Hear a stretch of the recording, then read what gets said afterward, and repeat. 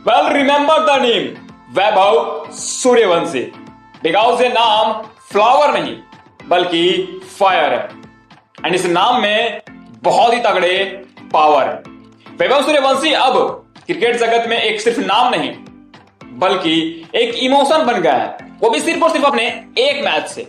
And Vaibhav Suryavanshi ने आज ये प्रूव कर दिया कि आखिरकार क्यों एक कहावत कही गई है बिहारियों के लिए कि भाई साहब एक बिहारी 100 पे भारी। वैभव सूर्यवंशी जो कि मात्र 14 सालों के हैं एंड उन्होंने आज आईपीएल में डेब्यू करा एंड डेब्यू करने के साथ उन्होंने कई सारे रिकॉर्ड्स को अपने नाम कर लिया।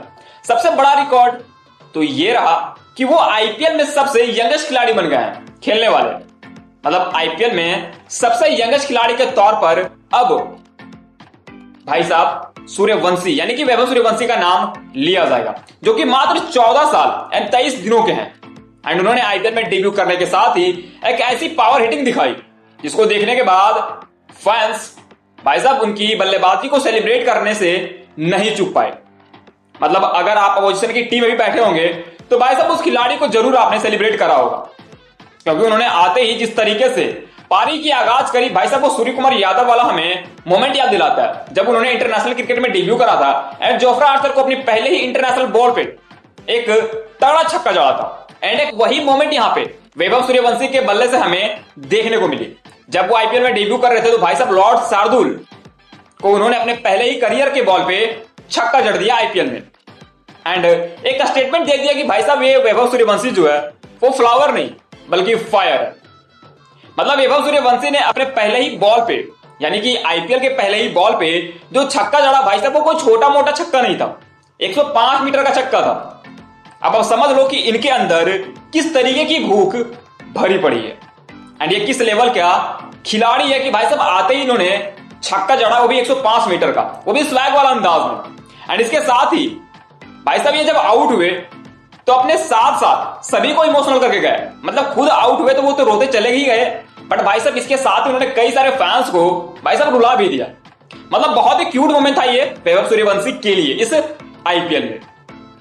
खैर अगर हम मैच की बात करें तो इस मैच में टॉस जीता लखनऊ सुपर जायंट्स ने एंड इस मैच में पहले स्कोर करने का डिसीजन करा एंड लखनऊ सुपर जायंट्स के 3 बल्लेबाजों ने रन बनाए जिसमें 45 गेंदों में 66 रनों की पारी हमें एडम मार्करम के बल्ले से देखने को मिली एंड इस पारी में उनके बल्ले से 5 चौके एंड 3 छक्के हमें देखने को मिले। एंड इसके साथ ही आयुष बदूनी ने भी इस मैच में 50 रनों का आंकड़ा टच करा। उन्होंने इस मैच में 34 गेंदों में 50 रनों की पारी खेली एंड इस पारी में उनके बल्ले से 5 चौके एंड 1 छक्का निकला।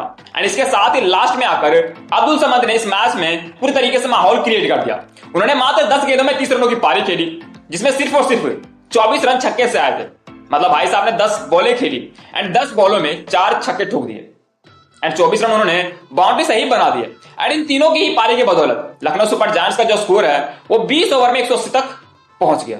एंड जब बारी इस टारगेट को चेस करने की आई तो यहां पे राजस्थान रॉयल्स की ओपनिंग साझेदारी हमें बहुत ही जबरदस्त नजर आई, क्योंकि इस मैच में हमें यशस्वी जायसवाल एंड वैभव सूर्यवंशी की एक धमाकेदार ओपनिंग पेयर हमें देखने को मिली। एंड इस मैच में सूर्यवंशी के बल्ले से निकले 20 गेंदों में 34 रन एंड इसके साथ ही यशस्वी जायसवाल ने इस सीजन बैक टू बैक 50 जड़कर ये बता दिया कि भाई साहब यशस्वी जायसवाल के बल्ले में अभी भी धार बहुत ही तगड़ी है। मतलब उन्होंने इस मैच में 52 गेंदों में 74 रनों की पारी खेली जिसमें 4 छक्के एंड 5 चौके शामिल रहे।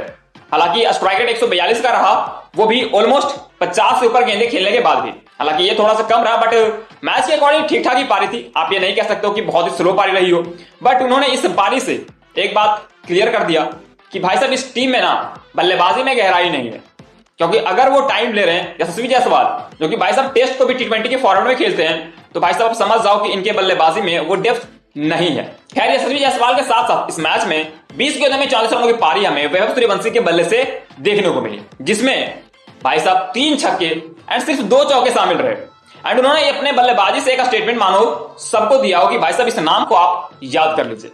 मतलब वैभव सूर्यवंशी के बाद इस मैच में जिन्होंने सबसे ज्यादा रन बनाए वो रहे रियान पराग, जिनके बल्ले से हमें 26 गेंदों में 39 रनों की पारी देखने को मिली। एंड इन सभी के पारी के बावजूद राजस्थान की जो टीम रही वो मात्र 178 तक ही पहुंच पाई एंड इस मैच को 2 रनों से गवा दिया। जबकि राजस्थान रॉयल्स की टीम को भाई साहब इस मैच में आखिरी ओवर में जीतने के लिए सिर्फ और सिर्फ 9 रन चाहिए थे, वो भी आवेश खान की गेंदबाजी में। बट राजस्थान रॉयल्स के बल्लेबाजों से वो भी नहीं हुआ, जो कि भाई साहब अगर देखा था तो बहुत ही एम्बैरेसिंग चीज है। क्योंकि Rajasthan Royals back to back जो मैचेस हारी है वो भाई साहब आखिरी ओवर में 10 रन से कम बनाने थे, तब जाकर मैच हारी है। अब आप समझ लो कि भाई साहब राजस्थान की स्थिति क्या हो चुकी है आईपीएल 2025 में। ये मैच बहुत ही आसानी से राजस्थान रॉयल्स की टीम जीत सकती थी, बट भाई साहब उनके अंदर पता नहीं कौन सा भूत सवार है कि भाई साहब हमें मैच जीतना ही नहीं। एंड एक बार फिर से उन्होंने बहुत ही नेल बाइटिंग मुकाबले में अपना मैच गवा दिया, जो कि बहुत ही इजीली राजस्थान रॉयल्स की टीम अपने नाम कर सकती थी। मतलब दिल्ली कैपिटल्स के अगेंस्ट भी इस टीम को सिर्फ और सिर्फ 8 या फिर 9 रन चेस करने थे, बट वो भी नहीं हुआ। एंड इस मैच में मात्र 9 रन ही चेस करने थे, वो भी नहीं हुआ। एंड राजस्थान रॉयल्स की टीम को बैक टू बैक इस सीजन हार ही मिल रही है। अब इसके पीछे की वजह क्या है हमें आप कमेंट करके बतला सकते हो। एंड इस मैच में आपको सबसे बेहतरीन पारी किस खिलाड़ी की लगी, या यूं कहते तो परफॉर्मेंस किस खिलाड़ी की लगी, भाई साहब उस खिलाड़ी का नाम हमें आप कमेंट करके जरूर बताइएगा। मिलते हैं नेक्स्ट रिपोर्ट के साथ, तब तक के लिए जय हिंद।